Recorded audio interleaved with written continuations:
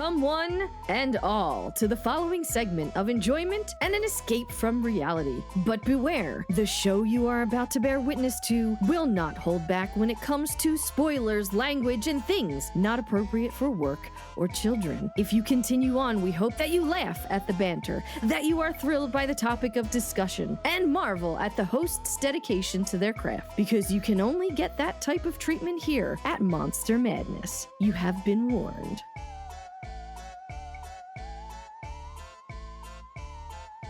College kids! College kids! Say it again. Louder. College kids! Hey, college kids! College kids! Don't say them. I don't know. Well, maybe we could leave them a note in case they come back. But with what? Well, this'll work. All right, please, hurry up. My face is as hot as a hemorrhoid right now. Yeah, you don't look so good. Hi, hello, and welcome to this week's episode of Monster Madness, a podcast dedicated to all sorts of creatures, features, and beyond. I'm Erica, and joined with me is the man, the myth, the legend, the Matt. Hi, Matt. I wasn't sure we were going with that. I thought you were going to make some joke about me being redneck or some shit, but this works. It's better. It's better this way. You're not really a redneck. No, I live like a redneck, but I am not a redneck. You do have hillbilly-like habits. Like what? Like riding a lawnmower to get rid of shit. Well, I don't know. Oh, I was like, I mean, that's like a necessity. That's not something, like, I don't get excited to, like, go drive my lawnmower up and down the street, which I don't do. I'd like to point that out. I could if I wanted to, but I don't. Honestly, there's nothing redneck about you. You don't even, like, walk around barefoot. Nope, hate it. There's no dirt on the soles of your feet. Nope. Those piggies aren't touching grass. Nope. Even when we lived in the city, I didn't walk around in the grass. Even when I was a kid, I didn't really do it. I don't like it. I grew up in the city, so like I'm not a grass on foot person. I don't like it. Yeah. The most redneck thing about me might be like crushing Coors Lights in a sleeveless shirt in the summer day. That's about it. Meat Jam 2024. It's coming up. We got a party planning meeting tomorrow. Oh, do you? This will come out the Monday before it happens. Nice. So, will a design be needed by me? No. Spent a lot of money on shirts, and I'm like, I'm not fucking doing that every year. I'm just asking. No, I mean, I appreciate it. It crossed my mind, and I was like, no, not this year. Maybe next year. Maybe. We have a banner, so that always gets hung. So we don't really need shirts. We gotta figure out something else. You need like a standard shirt, like that doesn't have a date on it. Oh. Just your Meat Jam shirt. Yeah. I know, just the Meat Jam rib sucking committee shirt. Bone sucking committee. It has to be something like questionable. That's just the way it is. Speaking of shirts, and I didn't tell you this because I completely forgot. Okay. You remember that shirt you got me, the Scream one that's like, no, you hang up, no, you hang up. And it has like, ghost face on the back. I didn't realize that it says on the bottom of it something about assholes live forever. I wore that to pick up my daughter from preschool the other day. I didn't realize that until later in the night when I was changing to go to bed, and I was like, yep. I walked away from the playground. I think it's small enough that a lot of people may not notice, because I have a sweatshirt that has the same size, real small. But I don't know, I think it's pretty noticeable. But I was like, well, whatever. They like me, so that's all that counts. I'm a number one mom. They liked me. Now they still talk to me every day. They enjoy me. So it seems. But either which way. You can find Monster Madness on all your favorite podcasting platforms, social media sites, and things of that nature. Matt does stream video games and drum sessions from time to time, so you can check that out on our Twitch channel. If you'd like to support this show, you can do so in many different ways, such as Patreon, buying merch, donating to the show, or just simply leaving a review on your favorite podcasting provider. Those 5 stars go a long way, and if you decide to write something, we will read it on the show. All links for the aforementioned things will be posted in our show notes. I actually have to check. I have not checked our reviews in a hot minute, so I should probably do that. Matt, you got anything other than, meat jam party plans? No. Yeah, nothing. I'm fucking Yeah, me neither. lots of wrestling and shit, so I don't really have a whole lot going on. There you go. I watched a video today of The Rock, speaking of wrestling, if I could speak. He has this fucking cantaloupe on his goddamn elbow from something he did. It's disgusting. He whacked it, and there's just a bunch of fluid in it, and you could just see it protruding. A protuberance. A protuberance. Fuck. Yeah, I don't know what he did. I haven't really paid any attention to real wrestling. Just our own. It's probably a movie. It's probably not even wrestling. Question. Yeah, after WrestleMania, I think he stepped away to do a movie or some shit. I don't know. I could ask Dylan, but I'd rather not. We talk about The Rock on the show. This basically should just be called Monster Madness and The Rock. But do you think he is Rockster Madness? Ooh, I like it. That should just be the name of the season where we just cover rock movies. Rock movies? I'm down. Although he wasn't really in horror movies, so. Or monster rockness. He himself is a monster. That's true. Big fat He's a monster of a man. hog. He played a Scorpion King. That's considered a monster in at least two movies, because then there's the origin. Either which way, do you think, being a fitness guy yourself, do you think that he is a natural bodybuilder, or do you think he is a full-on juicer? No, he's on the gas for sure. You think? Yeah, because he wasn't always that big. When he first started wrestling, he was built, but he wasn't that big. Yeah. Find me one person. Think it's possible to? No. I don't. Yeah. I don't think it's humanly possible to get that big, especially at 52 years old. The human body does not produce enough testosterone to get that fucking beefy, and someone will argue with me, and that's fine. Oh no, that's fine. I mean, most things that where I see arguments where people are like, "Oh no, he says he's natural," and it's he's never claimed either which way. His brand is too squeaky clean for him to come out and be like, "I'm on steroids," which aren't legal. So it's an herbal supplement tea. I just drink my Earl Grey tea every morning, and I get jacked as fuck. No, did you ever see that 51st Dates? I've not seen it in a very long time. The brother who played by Sean Astin, who's supposed to be a bodybuilder, and he got disqualified for some bodybuilding competition because he was juicing, and he was like, it wasn't juicing, it was an herbal supplement tea. Because he has a really bad lisp. Jesus. It's great. That movie's too sad for me to ever watch again. Why is it too sad? It has a happy ending, kind of. Right, you got to get to the happy ending. Instead, you got to watch him go through the pain of reminding his girlfriend every morning who he is. I mean, that in and of itself is kind of beautiful. It's sad for him, but it's beautiful. But here's my thing. At the end of that movie, spoiler alert, this is about 51st Dates real quick. She wakes up on a boat in Alaska, which is the complete opposite of Hawaii. Right. And she's handed a child, and he's like, here's your daughter. Hi. Right. I'm your husband. Great. So not only does she have to remember what happens every morning, but it's everything progressively gets more and more intense.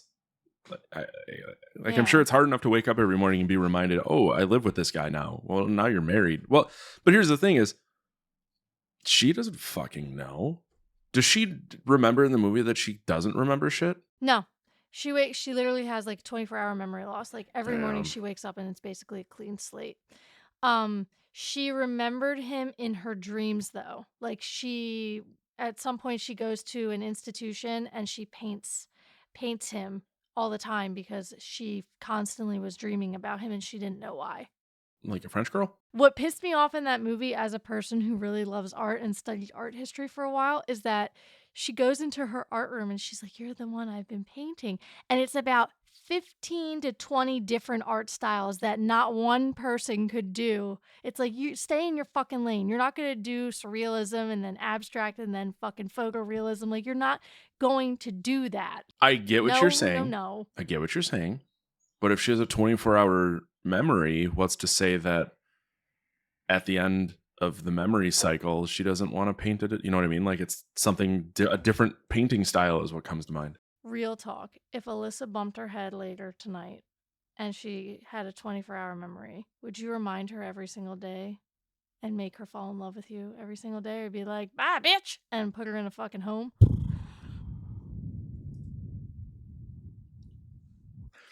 I feel like it would get old quick. You can't tell me that you wouldn't agree with this. What? It would get old so quick. I'm not sad that I just lost my wife. Well, It but would that's the just get thing. tiresome for me. But that's the thing. Like, I feel like everyone would at shit. first. Oh, yeah. Eventually, it's like, this is emotionally and mentally taxing every day. I guess here's the thing. But if you don't remember, like, you're going to be combative. Like, there's no way in hell that movie would even work, because the person's going to get combative at least once a week as to why are you telling me this? This can't be true. There's not, like, this movie is so fucking unbelievable. And yet I love the shit out of it. Yeah, it's because it's a fairy tale movie. It's like the fucking Notebook. Like, yeah. The shit doesn't, maybe it happens, but it doesn't likely happen. I feel like the Notebook is more likely to happen than 50 First Dates, though. 100%, because the Notebook is just about a young couple who loved each other. Wait, have you actually seen the Notebook? Yeah, I've had sex with females. Yes, I've seen the Notebook. Well, you never know. Thanks for clarifying that for the listeners. Yeah. I mean, it's literally just about a couple that, young love, they separated, they found each other again, and then they grew old together. And yet, I mean, spoiler alert for the Notebook is, the wife has Alzheimer's, and the guy reads her their story all the time in the hopes that she'll become lucid. And the ending of that movie is way better than the fucking book. In the book, they have sex and then they die in the old folks' home, which is the house that he built for them. It's really uncomfortable. I was like, oh, calm down, Nicholas Sparks. This is not sparking joy. Sparking boners. Loose skin and old balls. Gross. Have you seen the movie Strangeland? The D. Snyder movie? I know we've talked about it, but there's a point at which the cops break into a house thinking that it's the house that he's in, and they just walk in on two people in like their 80s fucking, and the old man starts to have a heart attack. Jesus. Yeah. It's a great movie. I don't know if I'll be fucking at 80. I mean, when the mood strikes. Although, you're going to have to hit like a button on your thigh for it to inflate. They got pills for that. Like a little wacky arm man. Wacky waving inflatable arm penis tube man. Oh, shit. We got to stop. So on this episode of Monster Madness, we're covering 2010's Tucker and Dale versus Evil. Oh my God, Tucker, what happened to your face? I saw it into a bee's nest. Why? Well, I didn't do it on purpose, you idiot. And I might have avoided if you were out there helping me. Yeah. We came out here to work. Not sit around playing stupid board games. So Tucker and Dale versus Evil is rated R and has a runtime of 1 hour and 29 minutes. It was released in the U.S. On January 22nd, 2010 at the Sundance Film Festival. And then actually it released between March and May at multiple different film festivals as well. It was filmed in Alberta, Canada, and it filmed from June 10th, 2009 to July 15th, 2009. So only a month to get probably one of my favorite movies that I've watched on this list so far. I am very thrilled. Oh, real quick before we get into this, there will be a Tucker and Dale vs. Evil Part 2 because we were supposed to have a guest on this episode. However, we are recording this during someone's working hours. And yeah, so we will do that episode very shortly and you'll see it soon. But either which way, it was produced by Reliance Big Pictures, Lobby Lou Productions, Ginormous Pictures, Urban Island, Alberta Film Development Program of Alberta Government, and a couple other production companies. It was directed by Eli Craig, and it was also written by said person and Morgan Jurgensen. It stars Tyler Labine, Alan Tudyk, I think that's how you pronounce it, Katrina Bowden, Jesse Moss, Philip Granger, Brandon J. McLaurin, Christy Lang, Shellen Simmons, Travis Nelsey, Alex Arsenault, Adam Buchesney and Joseph Allen Sutherland. Some taglines for the film: this year's spring break is cut short. The perfect love story with a high body count. When up against pure evil, just give her. And evil just messed with the wrong hillbillies. Meh. I give them a solid B+, B- actually, because the only one I really liked was the last one. They don't really work well with what the actual movie is. Like, especially the last one. Fair. Still. I literally went into this so blind. I didn't watch a trailer for it. I didn't read anything for it. I thought that this was a kind of a movie a la Army of Darkness. Same. Where they were legit going to fight evil. Completely wrong. And the second it clicked with me what was happening, I was beside myself with joy. I loved it so much. But before we get into the plot, Matt, what's the budget? $5 million. Oh, shit. Yeah, it's not a whole lot.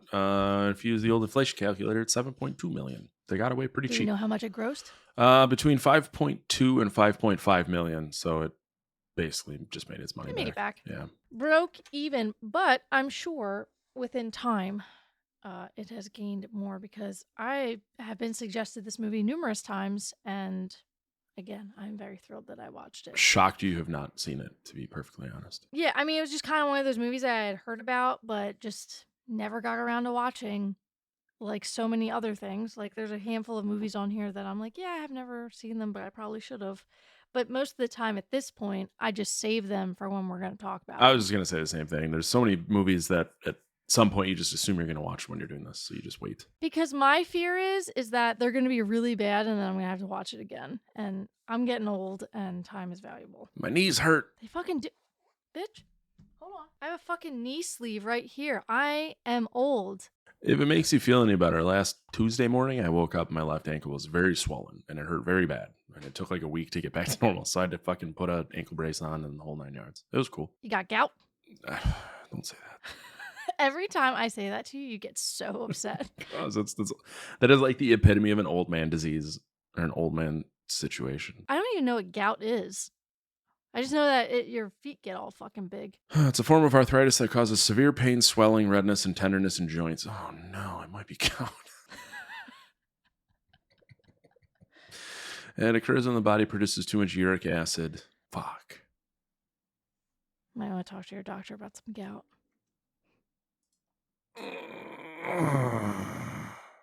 God damn it. Now I'm just going to read about gout. By the end of this, I'm going to have cancer. No, I think it's actually normally... Oh, it looks like the picture has got like a toe, which is disgusting.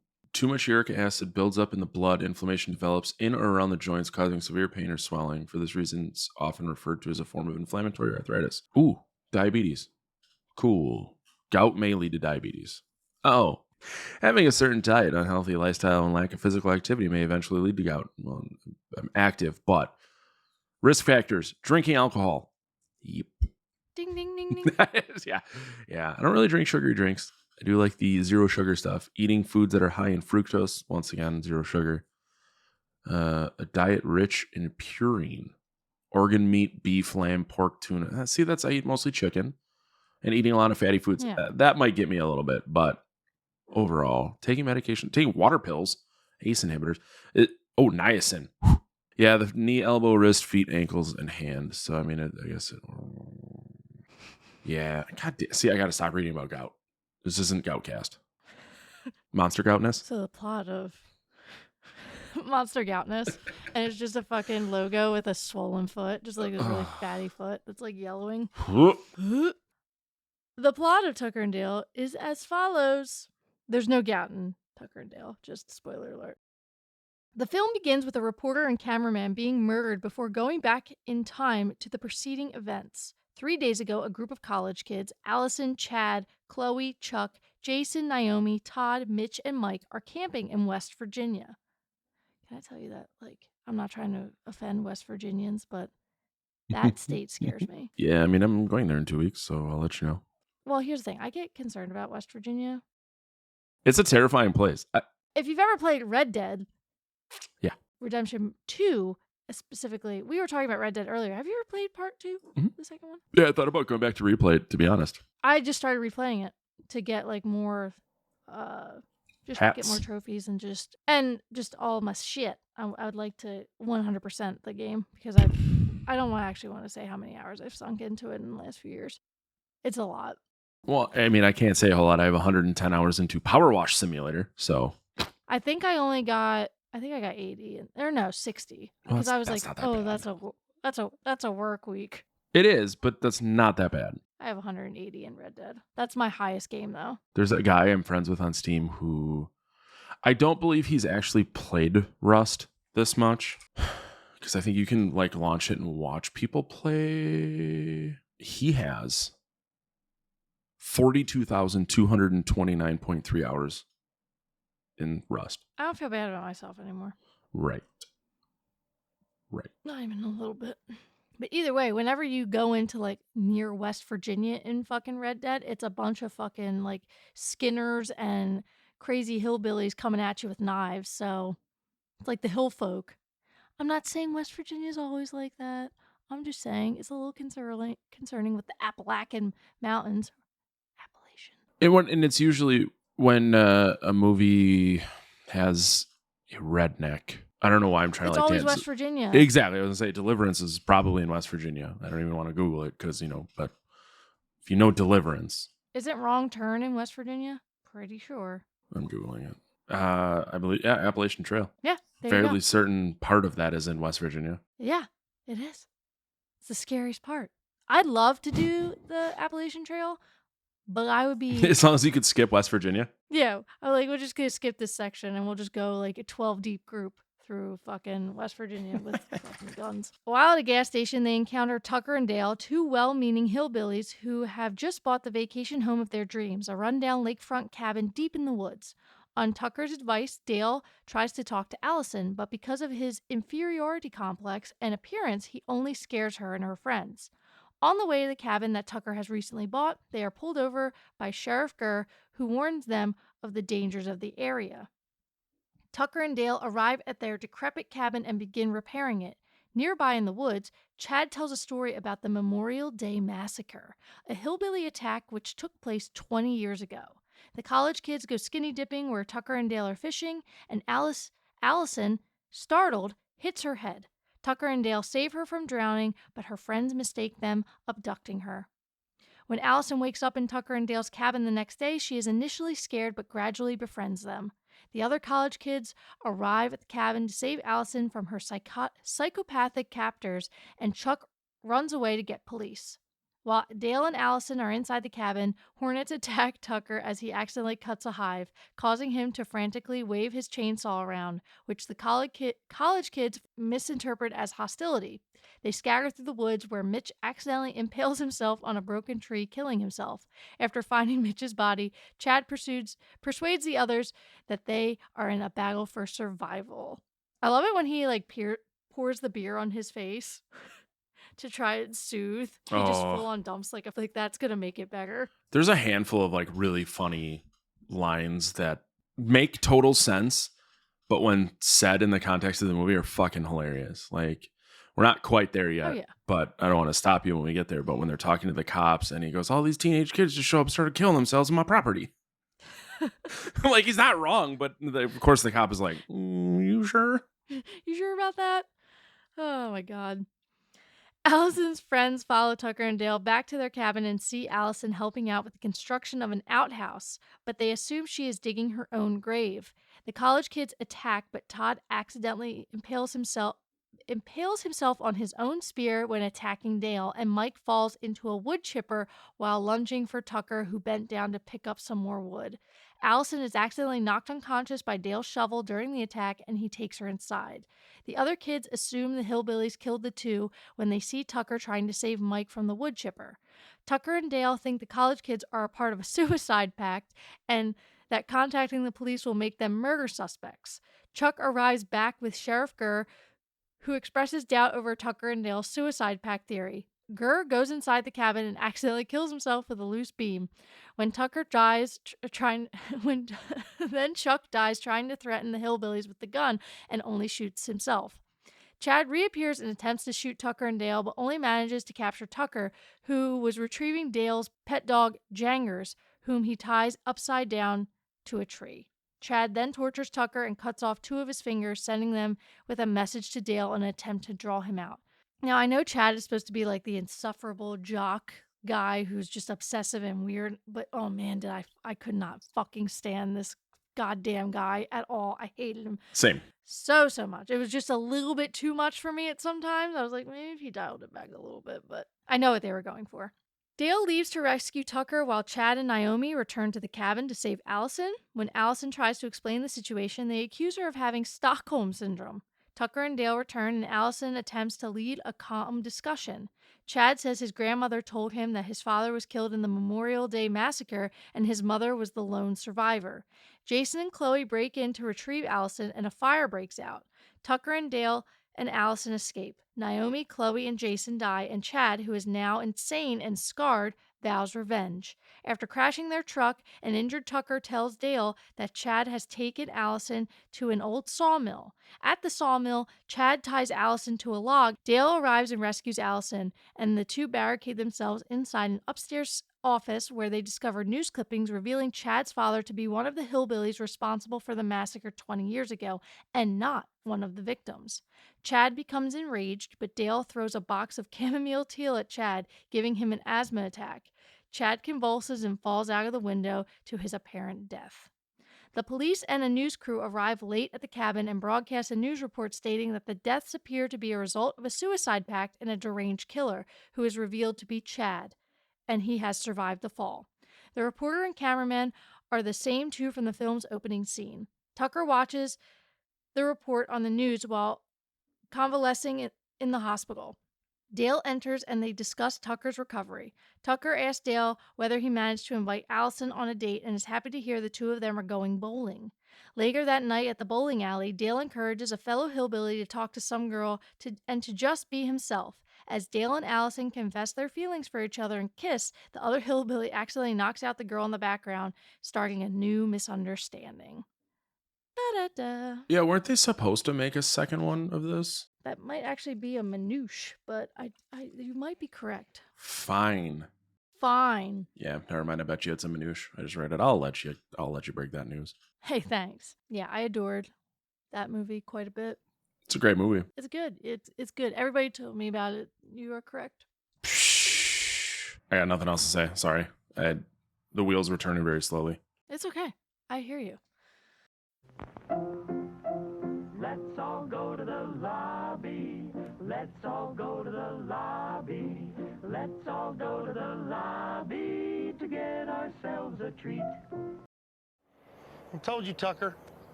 I'm a 0 with the ladies. They hate my face.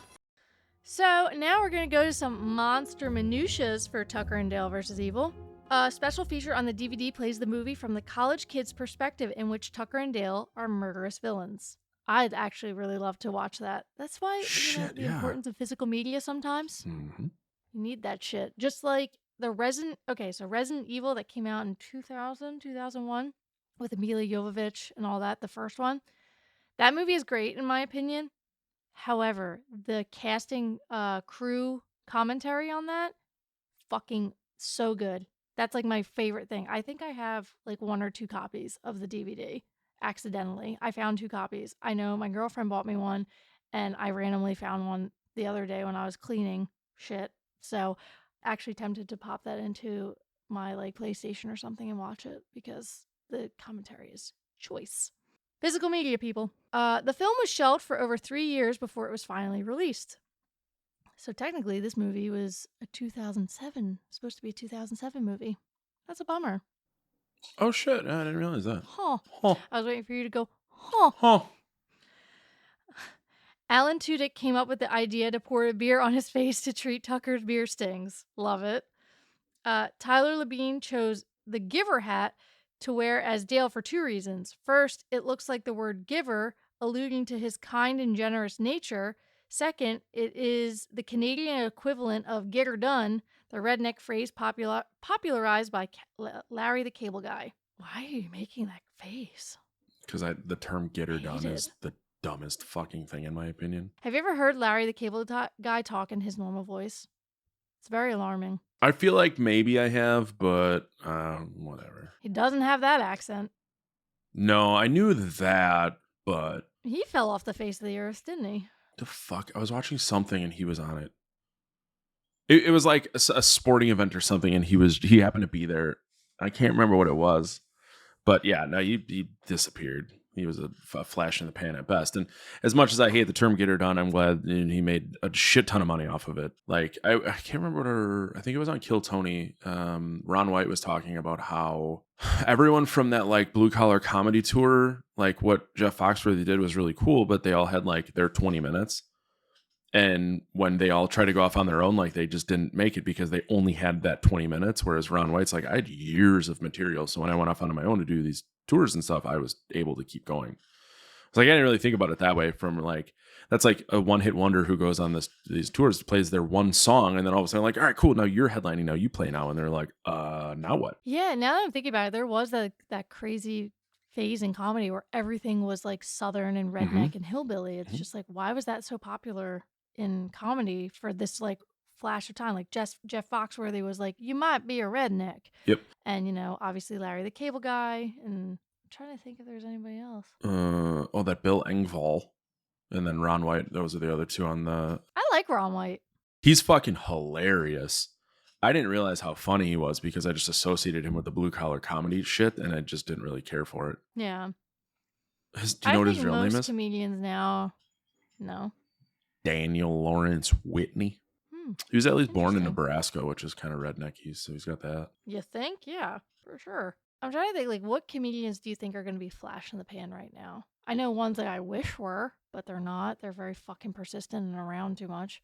But I think Matt Rife he had his, like, fucking 15 minutes of fame and then boop. Yeah, it seems like as soon as he put out that Netflix special, he disappeared off the face of the planet. Yeah, because of that one joke. And people were like, really? Also, I don't find him funny. I tried watching it and I couldn't finish it. Yeah, I don't really know. The people that I pay attention to are like, they're not super popular, so I don't really know.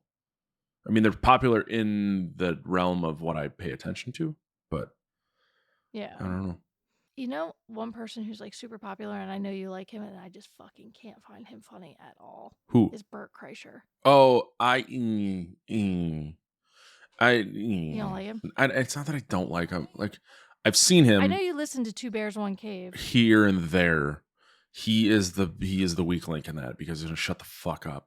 So like but the thing is like I think he's aware that he's a lot because I've listened to episodes where he like admits to he's like I steamroll people and it's really hard to be like in a conversation because I take over. So it's like he's aware of what he is, but also same with the Larry the Cable Guy. Like you got to strike while the iron's hot, and you got to do what you got to do to remain relevant.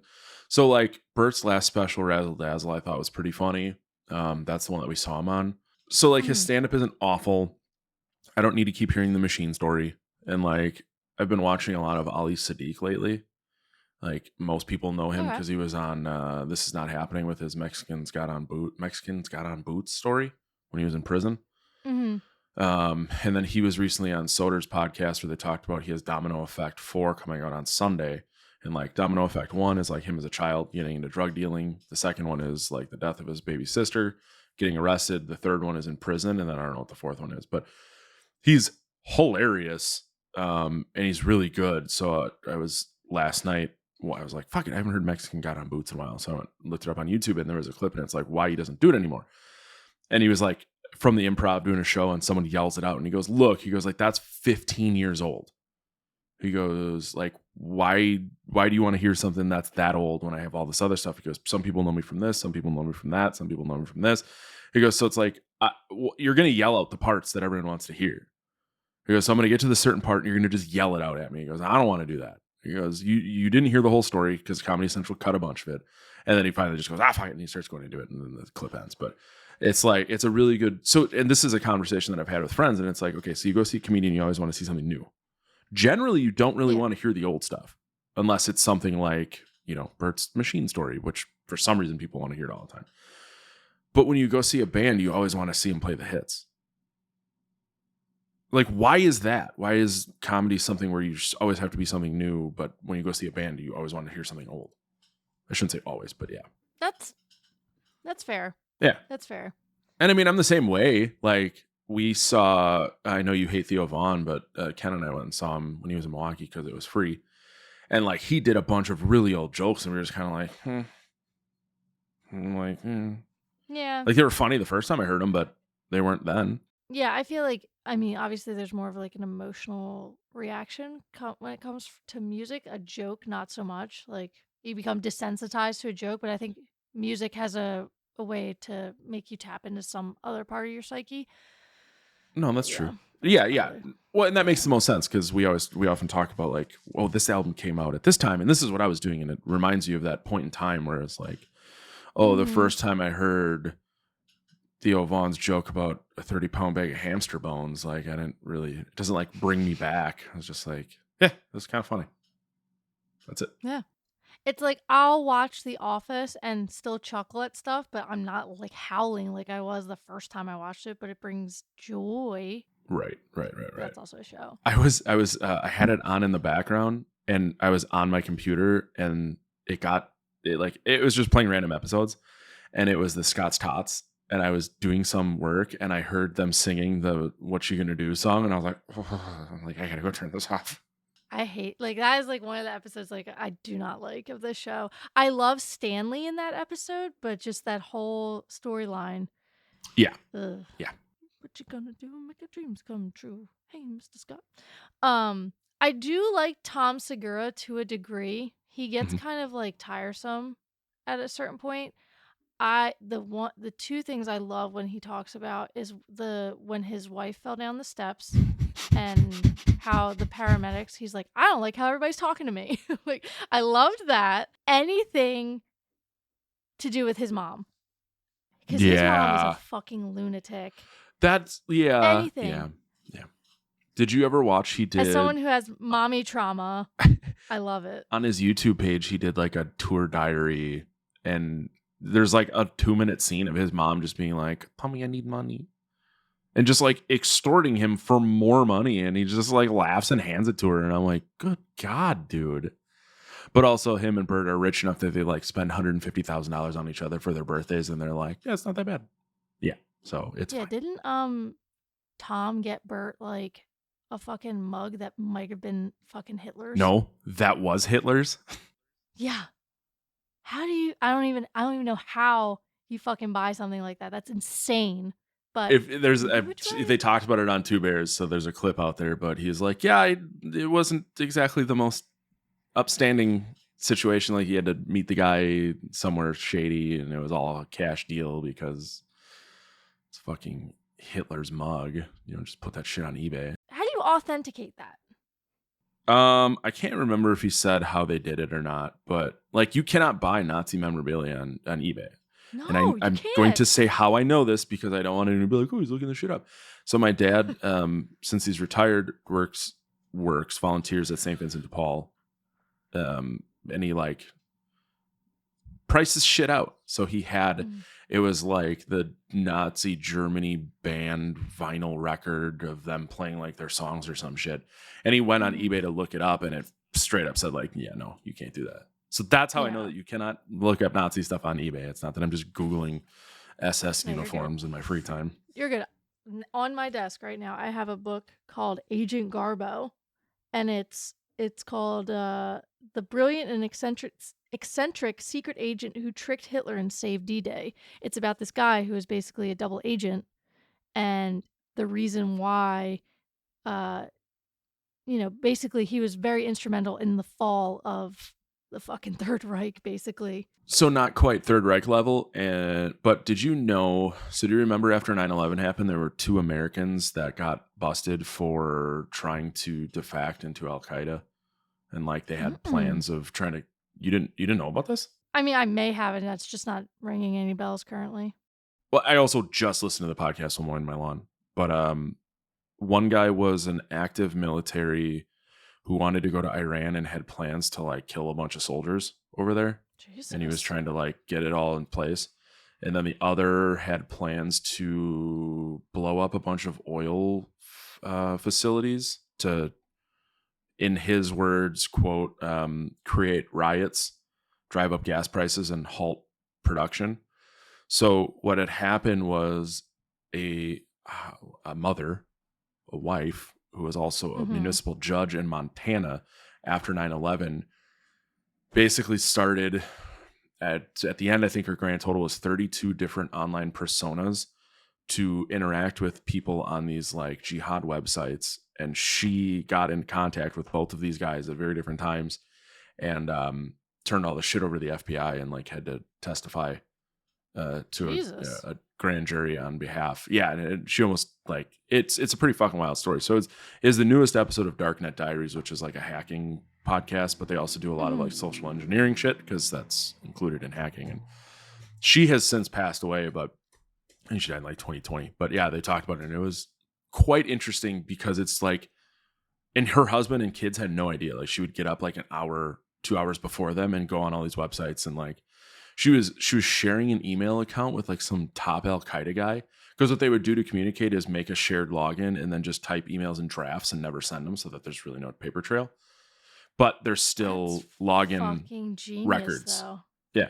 Yeah. Yes, but there's still login records, so she could figure out where they were based on their IP of where they were logging in. So that's how. But yeah, so she was. Dude, it's Send me that podcast. truly I want to insane. listen to that. Yeah, That's nuts. absolutely. I want to listen to that. I remember I was on Reddit. This was a long time ago, where like this guy or girl, I don't know, because obviously it's anonymous, but they were cleaning out, like, I think like their grandfather's fucking, house, because he had passed away and like their grandmother had died, way before. And like they found a fucking bunch of like shit from the war and like stuff that they just fucking took.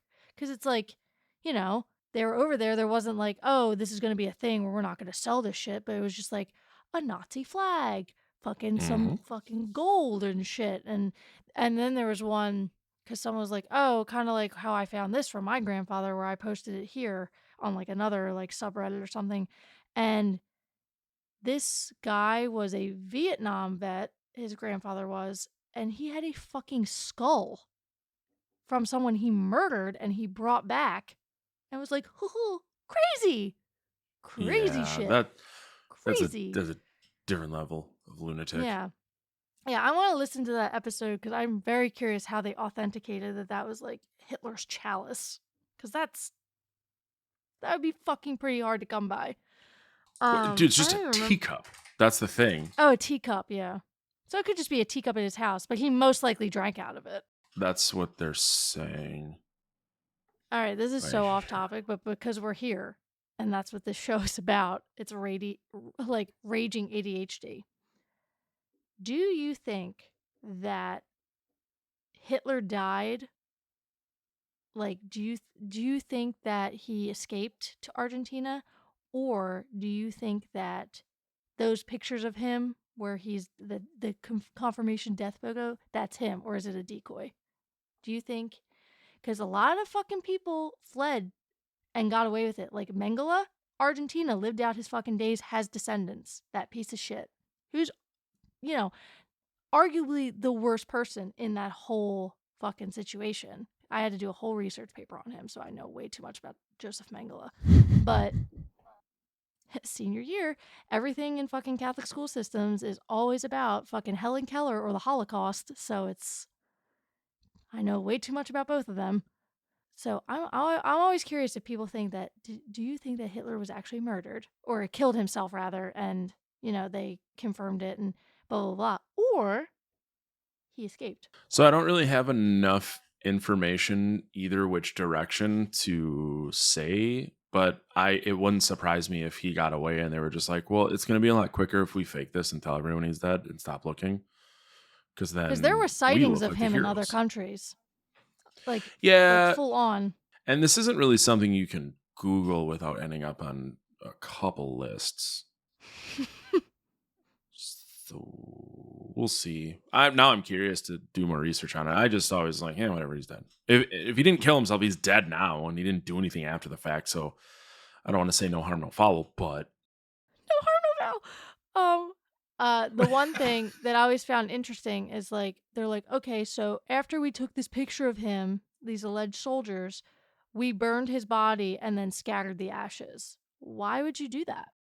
I was going to say, that's where it starts to get a little dicey to be like, we got rid of it before we really told anyone that any of this happened. So cool. I also inherently do not trust our government. I mean, Pretty open about that. Does anybody fucking trust anyone's government? They're shady as shit. The we don't have time for this. That's fair. But just to end it, but like remember in what was it, 2005, whenever Saddam Hussein was found. Oh, 2003. Didn't they hang him in public? Oh, that someone else? Yeah. 2006 he died. Yeah, that was like pretty public. They're like, this is him. We got him. He did. He was executed. Yeah. Publicly executed. That's I think it was a firing squad. It wasn't by hanging, but still. They put a noose around his statue and dragged that. That's what I'm thinking about. It's been a long time. When you started talking about it, because I remember watching that on TV in school. Like we fucking in history class stopped class and turned that fucker on and started watching that shit. It's like the old adage though, if you don't physically see them die in a movie, they ain't dead. They always come back. They're not dead, yeah. Right. Unlike most movies where a nail gun is used as a weapon, Dale is actually hooked up to an air compressor. I did love this fact because I do pay attention to that, unfortunately, because I, know a lot about construction. Anytime you ever see a nail gun in a movie, it's hooked up to nothing, but yet it's working. Dale can also be seen holding down the safety tip on the front of the gun with his fingers. Without both of those actions, the nail gun would not fire. They are 100% correct. Tyler Labine ad-libbed the line, "They hate my face." The line, "I'm going to shove my boot down his fucking throat," is the first and only time you hear Dale swear in the movie, which I loved. I love that. Oh, shit. I want to watch this again, like right now. Towards the end of the movie, when Tucker and Dale are reminiscing about catching frogs at the creek, Dale mentions that he used to lick them. Tyler Labine actually did lick a toad in a small role he had on Quagmire 14 years prior. The opening scenes on the road were shot during a thunderstorm. When Chuck runs off to get the sheriff, he clearly trips in the background, but the scene cuts before he hits the ground. A rough cut of the film was leaked, which reveals various moments when lines are dubbed and when post-production effects are used. When Dale and Tucker save Allison from drowning, they shout, "Hey lady," a nod to Jerry Lewis. And last but certainly not least, after Tucker hits the beehive with the chainsaw, he started running and moved his arms in a parody homage to the film The Texas Chainsaw Massacre. Because if you remember, at the end of that, Leatherface gets a little pissed off that the girl gets away and he cut his leg with a chainsaw.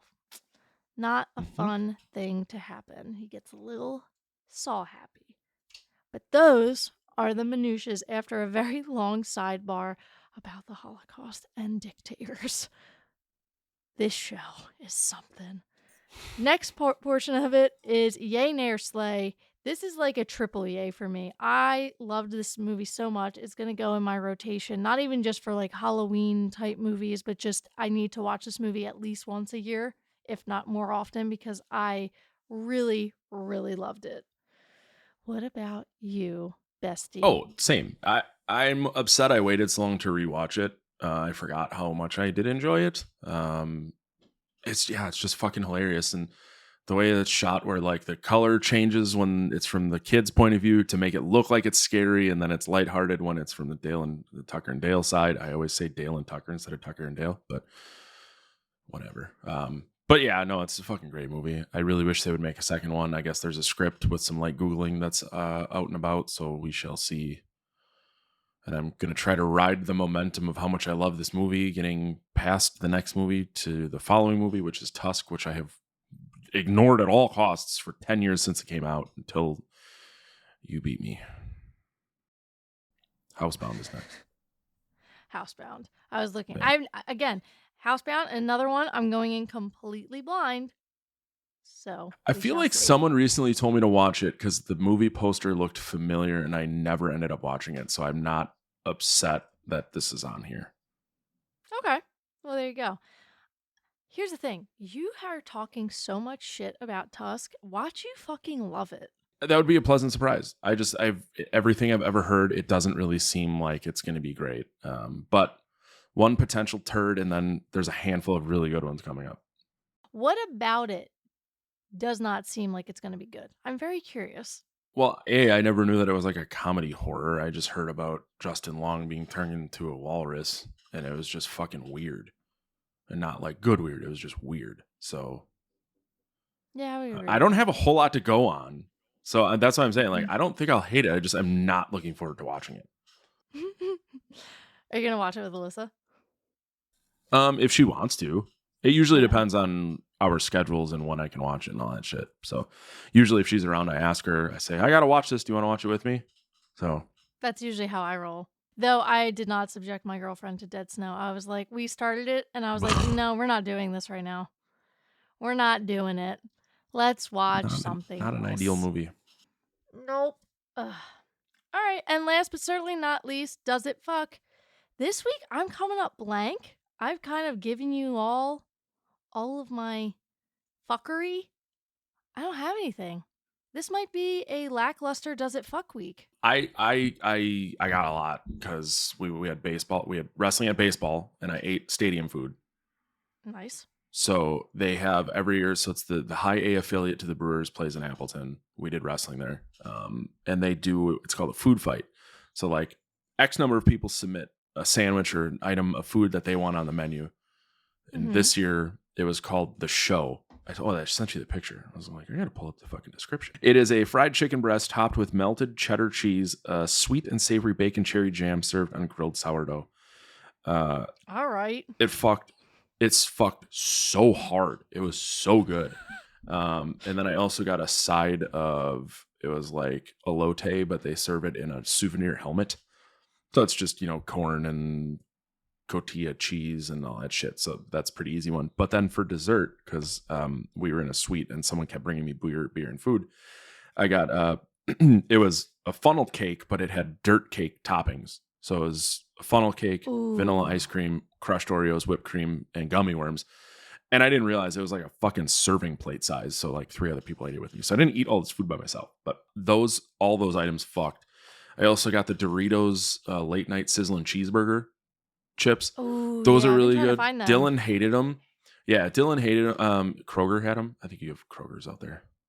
But that's where I found them. Dylan hated them. He said they were too beefy. And I'm like, well, it's like very like pickly and beef, and then you kind of get the rest of the cheeseburger as the flavors dance across your palate. I couldn't like eat a whole bag, but I can have like a couple and I'm satisfied, and then I move on. Yeah, so all of those things fucked. I'm salivating because I haven't had lunch yet, and it's later and it's early in the afternoon. But yeah, I'm fucking starving, and it's sitting on the stove. We got to get this shit over with. On that note, that concludes Tucker and Dale. This is a really weird episode, but again, I love this show with my whole damn heart. Next week, or next time rather, I always say next week, but we're bi-weekly bitches. Next time we are watching Housebound from 2014. I know nothing about it, going in blind, so watch it at your own risk. But that's going to do it for this episode. We love you all and hope to hear from you soon. Bye. Bye.